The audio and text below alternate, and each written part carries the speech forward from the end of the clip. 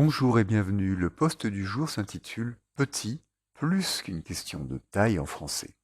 Il s'adresse à tous les niveaux et peut intéresser tous les niveaux. Petit, plus qu'une question de taille en français. Objectif du post, connaître les différentes utilisations non quantitatives du mot petit. Petit 1, introduction. L'utilisation du mot petit en français est un phénomène culturel et linguistique fascinant qui échappe souvent au manuel d'apprentissage. C'est une pépite de la langue française parlée. Petit est un adjectif que vous entendez très souvent et qui a bien plus d'un tour dans son sac. Vous l'avez sûrement remarqué, les Français adorent utiliser petit à toutes les sauces. Mais pourquoi? Nous allons décortiquer maintenant dans ce post cette habitude typiquement française. Petit 2. Définition et exemple d'utilisation non quantitative ou informelle. Alors, qu'entendons-nous par l'utilisation non quantitative ou informelle de petit? Il ne s'agit pas ici de désigner quelque chose de réellement petit en dimension.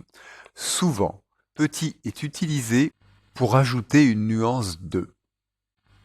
Gentillesse et d'affection, c'est une façon d'adoucir un propos ou de montrer de l'attention. Exemple, je t'ai préparé un petit café. Cela semble plus chaleureux que je t'ai préparé un café. Autre exemple, regarde ce petit chat, il est adorable. De modestie et d'humilité. On utilise petit pour minimiser l'importance de quelque chose. Exemple, c'est un petit cadeau pour te remercier, même si le cadeau peut être conséquent. Deuxième exemple, j'ai fait une petite erreur, rien de grave. Petit 2, définition et exemple d'utilisation non quantitative ou informelle, suite. De convivialité et d'invitation. Petit peut rendre une proposition plus engageante et moins formelle. Exemple, on va faire un petit tour dans le quartier? Exemple, vous voulez prendre un petit apéritif avec nous? D'intensité atténuée. Parfois, petit permet d'adoucir une demande ou une critique. Exemple, j'aurais une petite question à vous poser. Autre exemple, il y a un petit problème avec la réservation. D'habitude et d'automatisme. Souvent, l'utilisation de petit devient une simple habitude de langage, presque un tic, sans forcément de signification profonde. Exemple, j'aime bien ce petit truc que tu as là, sans que l'objet soit particulièrement petit ou mignon. Petit 3, origine possible de cette habitude. L'origine exacte de cette utilisation fréquente de petit est difficile à déterminer avec certitude. Cependant, on peut émettre quelques hypothèses.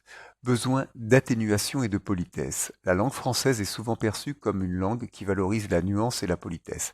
L'ajout de petit pourrait être une manière d'adoucir les propos et d'éviter de paraître trop direct ou brusque. Valorisation de ce qui est petit et de la simplicité. Peut-être y a-t-il une certaine valorisation culturelle de ce qui est petit, mignon, simple et accessible. Influence de l'enfance. Dans le langage enfantin, on utilise beaucoup de diminutifs et d'adjectifs comme petit pour rendre les choses plus attachantes. Cette habitude pourrait perdurer à l'âge adulte. Enfin, évolution naturelle de la langue. Comme toutes les langues, le français évolue constamment. L'utilisation de petit a peut-être simplement pris cette tournure au fil du temps par un usage répété. Conseil pour les apprenants. Observez comment les Français utilisent ce mot au quotidien.